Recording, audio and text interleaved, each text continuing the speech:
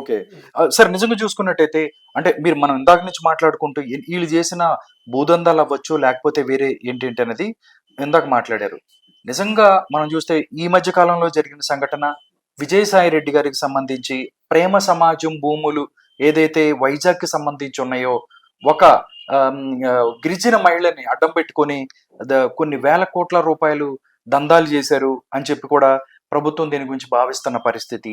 అంటే ఎలా చూస్తారు సార్? ప్రేమ సమాజం భూములు, శాంతి విషయం అవ్వచ్చు, మదన్ మోహన్ అలాంటి ఒక అంటే పెద్దల సభలో కూర్చున్న వ్యక్తి ఆహ్, ఇంత అంటే ఉత్తరాంధ్రకి ఇన్‌చార్జిగా ఉన్న వ్యక్తి ఇలా ప్రభుత్వ అధికారులను అడ్డం పెట్టుకొని చాలా ఆరోపణలొస్తున్నాయి. అది పర్సనల్ విషయాలు ఎంతవరకు ఉంటాయి ఏంటని పక్కకు తీసుకుంటే, ప్రభుత్వ భూములని ఆక్రమించుకొని వాళ్ళ దగ్గర డబ్బులు తీసుకొని ₹1,00,00,000 ఇచ్చానని చెప్పి మదన్ మోహన్ చెప్తున్నాడు. 60,00,000 వాళ్ళ వైఫ్ ఇచ్చారని చెప్తున్నారు. ఇవన్నీ చూసుకున్నట్టయితే ఈ 5 సంవత్సరాల్లో ఇలాంటియి ఎన్ని చేశారు అని చెప్పి ప్రజలు ఆలోచించుకునే పరిస్థితి ఉండదా? అది కాదండి. ఆయన పెద్దల సభలో కూర్చోవచ్చేమో రెండోసారి కూర్చున్నాడు. హ్మ్. ఆయన దగ్గర పెద్దరికం ఉందా అని. ఆయన ఏమో చెన్నైలో ఉంటూ ఆడిటింగ్ పని చేసుకుంటే ఆయన్ను తన యొక్క అకౌంట్‌లో ఆడిట్ చూస్తున్నారని చెప్పి ఆయన తీసుకొచ్చి రాజ్యసభకు పంపించి పెద్ద వీరుడు చేశాడు జగన్మోహన్ రెడ్డి గారు. హ్మ్. జగన్మోహన్ రెడ్డి గారి పద్ధతి ఏంది? నాకు సహాయం చేశారు, లేకపోతే నేను చెప్పినట్టు ఎవరు విన్నారు, వాళ్ళందరికీ పదవులు చేశాడు కదా, ఇష్టం వచ్చినట్టు పదవులు ఇచ్చాడు కదా, హ్మ్. ఇచ్చుకుంటా పోయాడు కదా. అట్లనే ఇచ్చాడు ఆయనకు. ఆయనకేం పెద్దరికం ఉంది ఆయన దగ్గర? హ్మ్. చాలా సిల్లీ ఫెలో అతను, ఒక రకంగా చెప్పాలంటే సిల్లీ ఫెలో, నో డౌట్. అతని దగ్గర ఏ మాత్రం పెద్దరికం లేదు. ఇక్కడ విశాఖపట్నం అప్పుడు అమరావతి భూములు చుట్టుపక్కల ఒక సామాజిక వర్గం వాళ్ళు కొన్నారని, హ్మ్. ఆ సామాజిక వర్గం బాగుపడొద్దని నువ్వు అమరావతి రాజధాని వద్దని చెప్పిన వాడివి, హ్మ్. నీ సామాజిక వర్గం ప్రత్యేకించి మా కడప జిల్లా వాళ్ళు హ్మ్. ఎంతమంది పోయి విశాఖపట్నం దగ్గర బెదిరించి భూములు రాయించుకున్నారు, భూములు కొన్నారు? 10 లక్షలు ఎకరాన్ని ₹1,00,000 ఇచ్చి బెదిరించి రాయించుకున్నారు.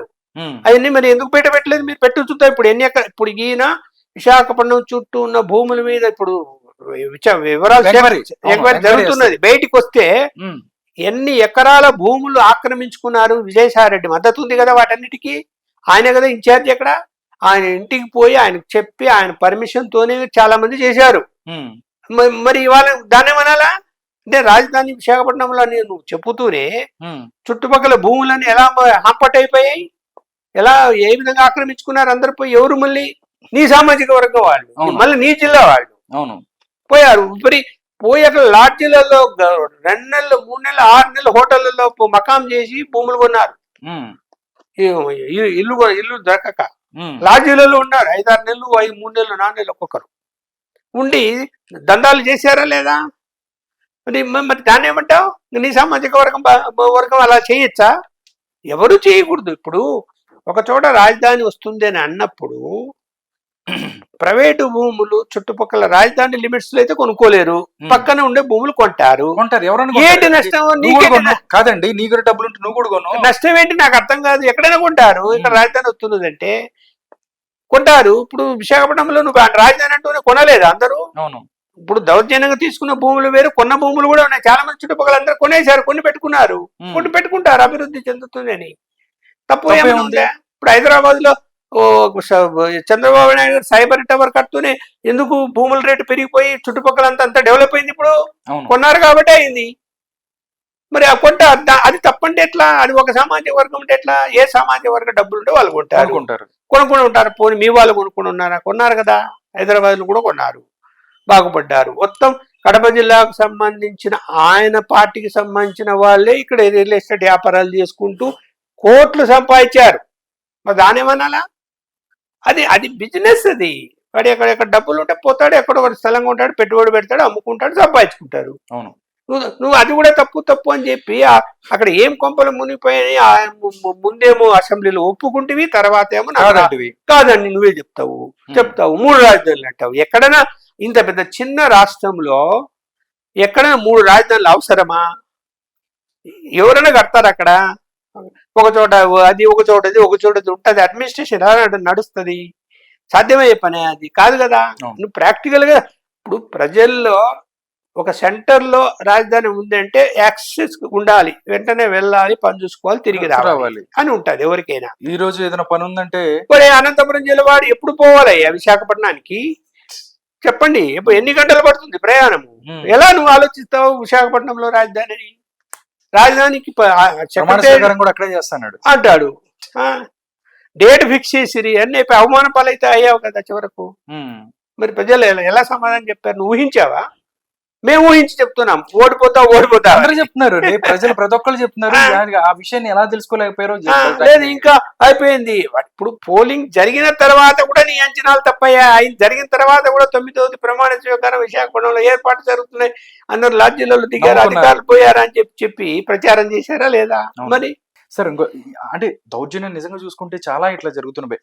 ఎవరైతే నందిగం సురేష్ అనే ఒక ఎంపీ ఎవరు ఉద్దండరాయనపాలెంలో ఒక ఫోటోగ్రాఫర్ గా ఉన్న వ్యక్తిని ఆయన కూడా తీసుకెళ్లి నేను ఒక దళితుడిని తీసుకెళ్లి ఎంపీని చేశానని చెప్పి బాపట్ల తీసుకొని చేశాడు. ఈ రోజు చూస్తే 500 కోట్ల రూపాయల సంపాదన, చిన్న ఫోటోగ్రాఫర్ ఫోటోలు తీసుకునే వ్యక్తిని తీసుకెళ్లి ఎంపీని చేశానని చెప్పి ఒక ఏదైతే ఒక చెప్పారో ఈ రోజు 500 కోట్ల రూపాయలు ఆయన అవినీతిలో కూరిపాడు. ఆయన ఆస్తుల విలువ 500 కోట్లు చెప్పారు. నిజంగా ఇలాంటి ఎలా చంపించారు సాధ్యమేనా? ఏమీ లేని వాడు 500 కోట్లు సంపాదించాడు సాధ్యమేనా? మరి సాధ్యమని చెప్పాలి కదా, సమాధానం చెప్పాలి కదా. మరి అంతే సార్. ఆయన అన్నాడు నిజంగా ఈ రోజు మాట్లాడుతూ ప్రెస్ మీట్ లో ఆయన చెప్పడం ఏంటంటే రెగ్యులర్ బడ్జెట్ పెట్టలేని పరిస్థితుల్లో ఆంధ్రప్రదేశ్ ప్రభుత్వం ఉంది అని చెప్తున్నారు.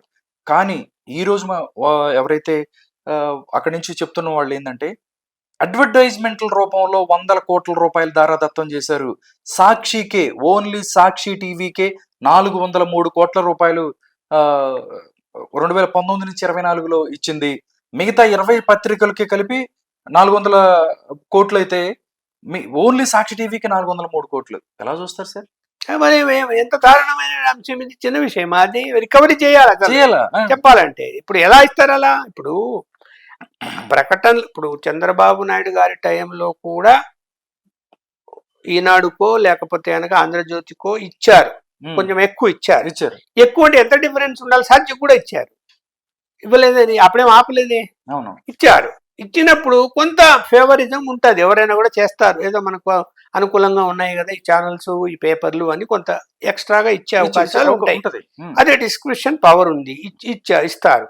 ఇప్పుడు కూడా డిస్క్రిప్షన్ ఆ పవర్ ని అడ్డం పెట్టుకొని మరి ఒక సాక్షి పేపర్కి మిగతా పేపర్లకు అన్నిటికీ ఇచ్చినంత సమానంగా 20 పేపర్లకి ఎంత ఇచ్చావో సాక్షి పేపర్కి ఇస్తే తప్పే కదా అది. అందులో నీ పేపర్ అది వేరే వాళ్ళ పేపర్, నీ ఆవిడే దానికి నీ సొంత పేపర్ అంటే ఆమె దానికి చైర్మన్, సొంత పేపరు, తప్పు కదా ఇది. మరి ఎవరి డబ్బు ఇది? ప్రజల సొమ్ము కదా. ప్రజల సొమ్మును నా సంస్థలకు నేను ఇష్టం వచ్చేటట్టు నేను తీసేసుకుంటాను అంటే ఎవరు అంగీకరిస్తారు? దాన్ని ఎవరు అంగీకరించరు.